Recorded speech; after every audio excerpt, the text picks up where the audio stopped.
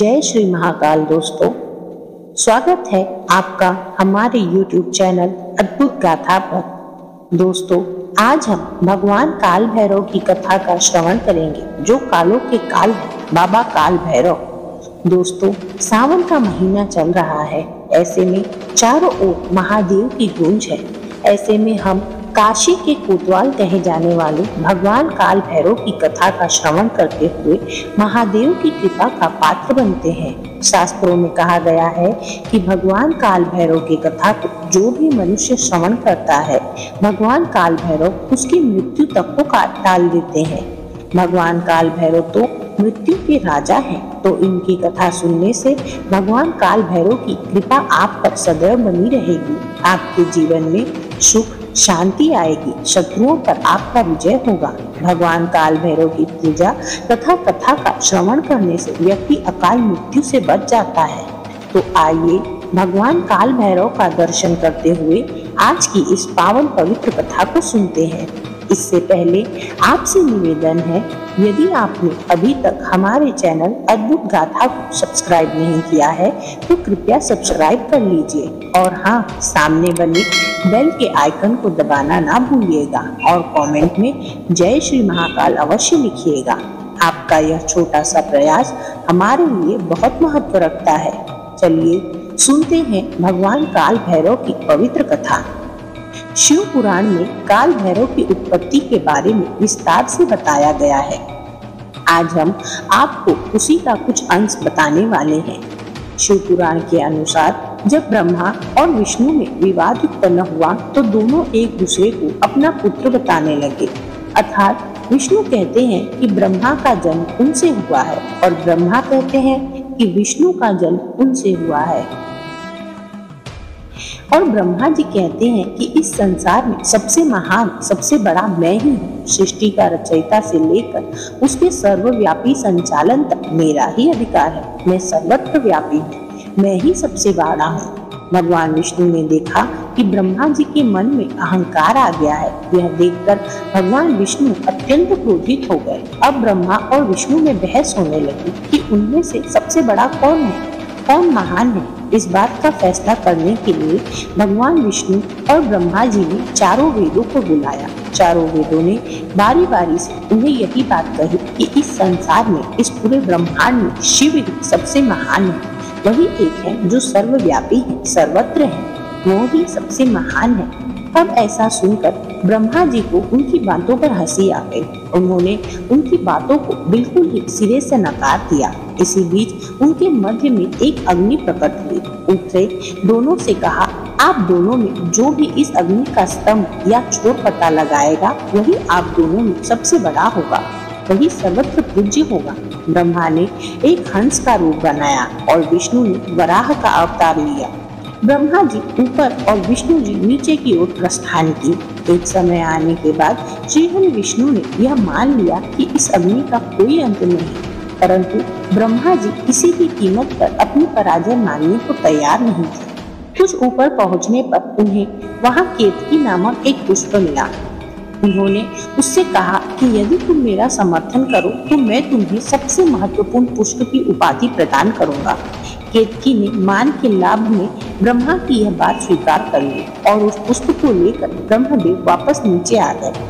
उस अग्नि स्तंभ ने उनसे पूछा कि क्या आप दोनों में से किसी और को किसी का ओट या छोर मिला, तो इस पर नारायण ने मना कर दिया, परंतु ब्रह्मा जी ने कहा, हाँ मुझे मिला है, और सत्यापन के लिए केतकी पुष्प को प्रस्तुत किया। केतकी ने भी ब्रह्मदेव का समर्थन किया। तब उस अग्नि से महादेव स्वयं प्रकट हुए और उन्होंने ब्रह्मदेव से कहा कि आप असत्य बोल रहे हैं, और ब्रह्मा को असत्य भाषण के लिए कभी भी पूजे न जाने का श्राप दिया और केतकी के असत्य भाषण के लिए उसे अपनी पूजा में उपयोग लाने जाने से निषिद्ध कर दिया। उन्होंने कहा, हे केतकी पुष्प, मेरे पूजन में तुम्हारी उपस्थिति वर्जित रहेगी। अगर कोई भी मनुष्य तुम्हारा उपयोग मेरी पूजा में करेगा, मैं उसे गुस्से से दंड दूंगा। इतना ही नहीं, जब ब्रह्मा जी ने महादेव को देखा तो उनका पांचवा सिर क्रोध की अग्नि में जलने लगा और ब्रह्मदेव ने क्रोधित होकर भगवान रुद्र को अपशब्द कहना आरंभ कर दिया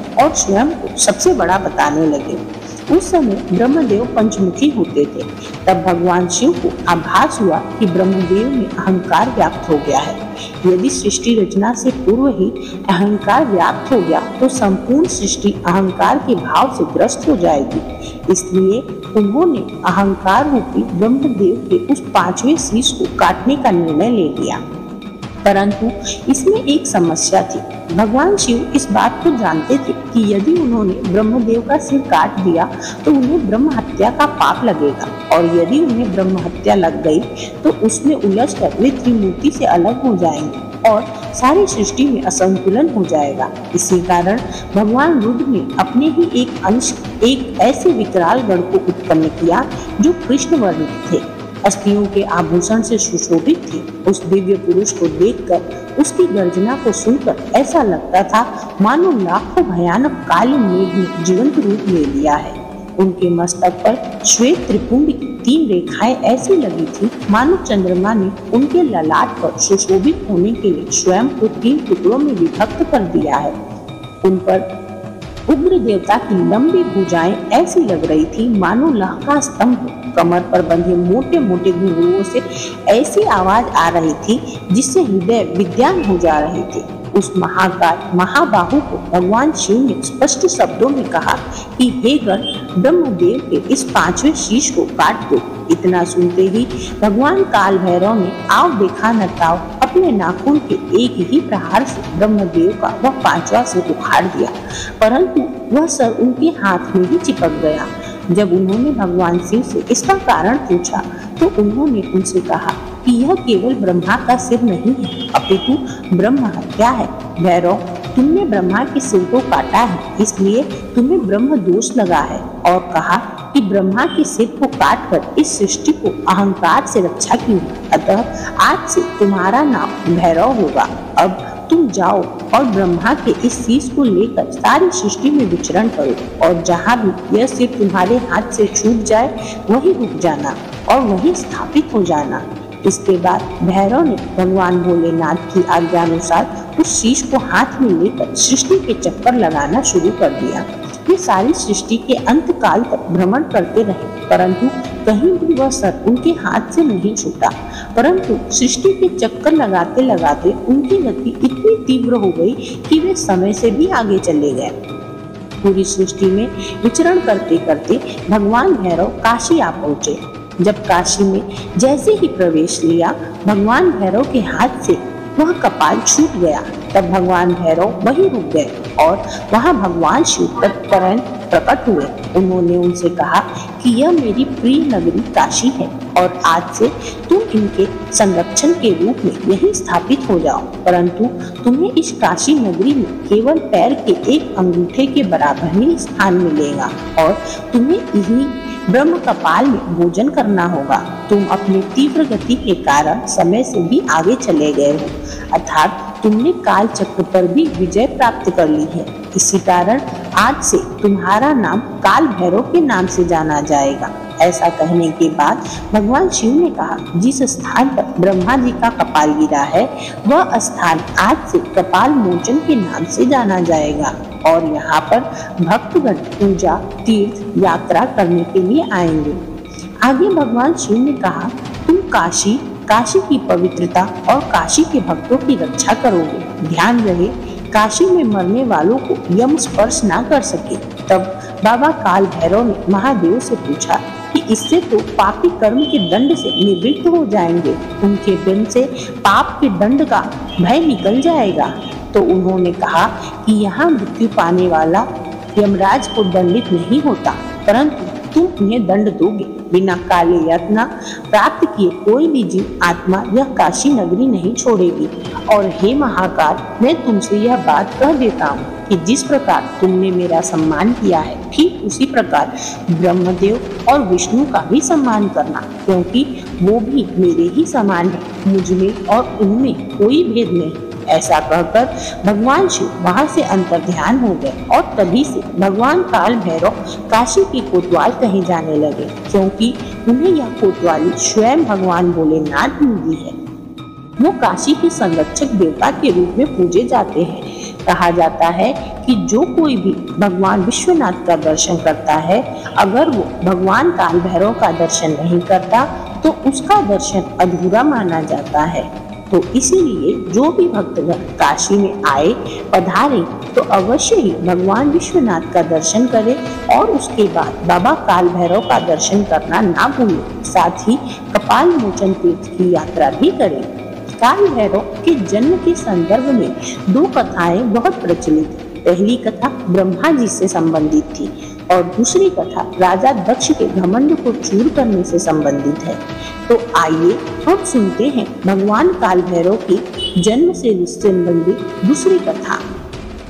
माता सती के पिता थे प्रजापति दक्ष। सती ने अपने पिता के विरुद्ध भगवान शिव को अपना जीवन साथी चुन लिया और उनसे विवाह कर लिया। उनके इस फैसले से प्रजापति दक्ष बहुत दुखी और क्रोधित हुए। वे भगवान शिव को पसंद नहीं करते थे। उन्होंने भगवान शिव को अपमानित करने के लिए एक यज्ञ किया। उसमें सती और भगवान शिव को निमंत्रण नहीं भेजा। सूचना मिलने पर सती ने भगवान शिव से उस यज्ञ में शामिल होने के लिए निवेदन किया। तब उन्होंने सती को समझाया कि बिना निमंत्रण किसी भी आयोजन में नहीं जाना चाहिए। ऐसा करने पर हमारा अपमान होता है, चाहे वह अपने पिता का घर ही क्यों न हो।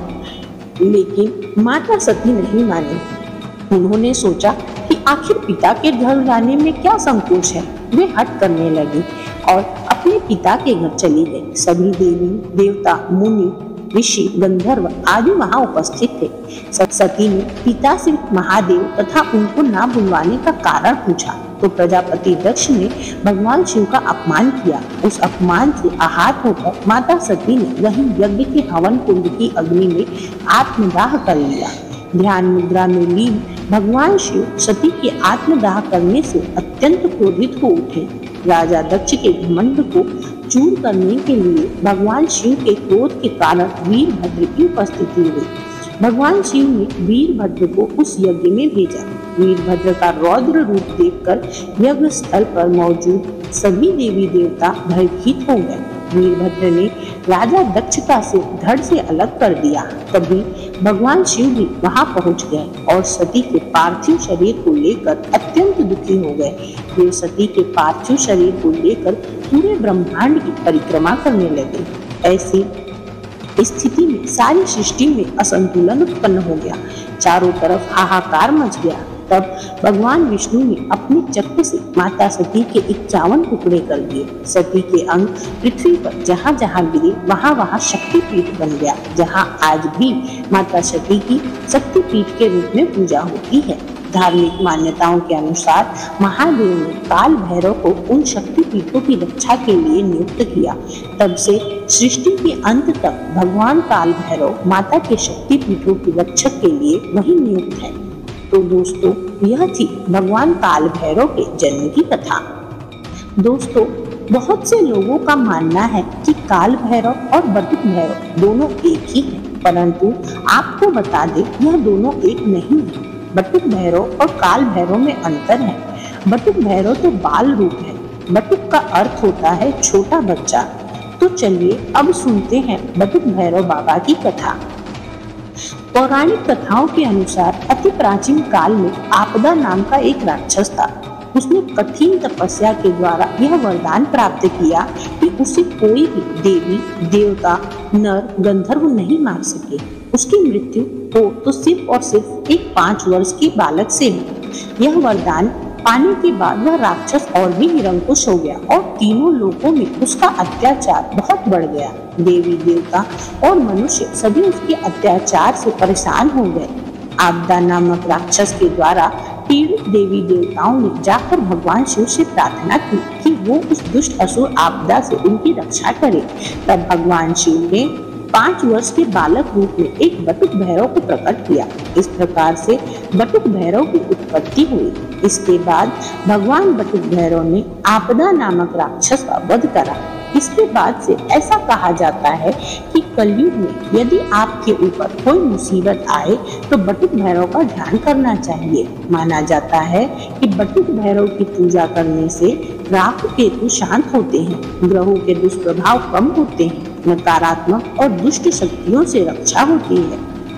शत्रु का भय भी नहीं रहता। भगवान बटुक भैरव अपने भक्तों की सदा ही रक्षा करते हैं, दुख दर्द का नाश करते हैं, संकट दूर होता है, भौतिक सुखों की प्राप्ति होती है, धन समृद्धि ऐश्वर्य में वृद्धि होती है, आयु में वृद्धि होती है, अकाल मृत्यु का नाश होता है, आरोग्य की प्राप्ति होती है, मरणोपरांत मोक्ष की प्राप्ति होती है। तो दोस्तों, देखा आपने बटुक भैरव काल भैरव की पूजा से कितना लाभ है, और लोग इन्हें देखते ही डर जाते हैं, लेकिन जो भी इनकी भक्ति में रम जाते हैं वो मानो इनकी भक्ति में ही खो जाते हैं। भैरव कवच से असामयिक मृत्यु से बचा जा सकता है। खास तौर पर काल भैरव अष्टमी पर भैरव के दर्शन करने से आपको अशुभ कर्मों से मुक्ति मिल जाती है। वैसे तो आम आदमी शनि, कालिका, माँ काल भैरव का नाम सुनते ही घबराने लगते हैं, लेकिन इनके रुद्र स्वरूप को देखकर भयभीत हो जाते हैं। लेकिन सच्चे दिल से की गई इनकी आराधना आपके जीवन के रूप को बदल सकती है। ये सभी देवता आपको घबराने के लिए नहीं, बल्कि आपको सुखी जीवन देने के लिए तत्पर रहते हैं, बशर्ते आप सही रास्ते पर अपने कर्मों को सही रखें। दोस्तों, यदि आप सच्चे दिल से, सच्चे मन से अच्छे कर्म करेंगे तो भगवान बटुक भैरव, भगवान काल भैरव और माता काली आपके ऊपर सदा प्रसन्न रहेंगे। शनिदेव की कृपा आप पर बनी रहेगी, तो इनसे घबराना क्यों। दोस्तों, भैरव बाबा की पूजा में काली उड़द, सूरज से बने मिष्ठान, इमरती, दही, वड़ा, दूध, मेवा का भोग लगाकर लाभकारी है। इससे भगवान भैरव प्रसन्न होते हैं। भैरव जी की पूजा अर्चना करने से परिवार में सुख, शांति, समृद्धि, ऐश्वर्य के साथ स्वास्थ्य की भी रक्षा होती है। बाबा काल भैरव काशी के कोतवाल माने जाते हैं। भगवान भैरव की महिमा अनेक शास्त्रों में मिलती है। भैरव जहाँ शिव के प्रमुख गढ़ के रूप में जाने जाते हैं, वहीं वे देवी दुर्गा के अनुचारी भी माने गए हैं। भैरव की सवारी कुत्ता है। चमेली के पुष्प प्रिय होने के कारण इनकी पूजा में इसका विशेष महत्व है। साथ ही भैरव रात्रि के देवता माने जाते हैं और इनकी आराधना का खास समय मध्य रात्रि में 12 बजे से 3 बजे तक माना जाता है। भैरव का नाम जब मात्र से ही मनुष्य को कई रोगों से मुक्ति मिलती है। वे संतान को लंबी उम्र प्रदान करते हैं। अगर आप भूत, प्रेत, बाधा, तांत्रिक क्रियाओं से परेशान हैं, तो आप शनिवार या मंगलवार या किसी भी दिन अपने घर में भैरव पाठ का वाचन करने से समस्त कष्टों और परेशानियों से मुक्त हो सकते हैं। जन्म कुंडली में अगर आप पर मंगल ग्रह के दोष है या आप उससे परेशान हैं, तो भैरव बाबा की पूजा करके पत्रिका के दोष का निवारण आसानी से कर सकते हैं। दमन करने के कारण इन्हें यम तक कहा जाता है। शिव जी ने भैरव को काशी के कोतवाल के पद पर स्वयं प्रतिष्ठित किया है। भैरव बाबा को क्षेत्रपाल व दंडमापी के नाम से भी जाना जाता है। इनके एक हाथ में छड़ी और इनका वाहन कुत्ता होता है। शनि, मंगल, राहु शांति के लिए भैरव बाबा की पूजा करना बहुत ही लाभकारी होता है। तो दोस्तों, यह थी बाबा काल भैरव की महिमा और बटुक भैरव की महिमा।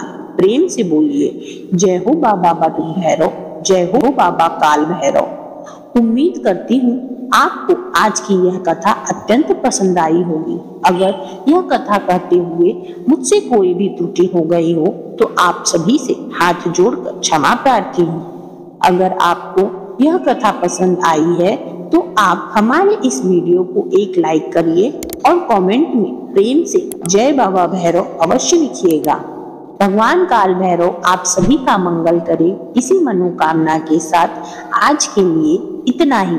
मिलते हैं अगली वीडियो में, तब तक के लिए नमस्कार।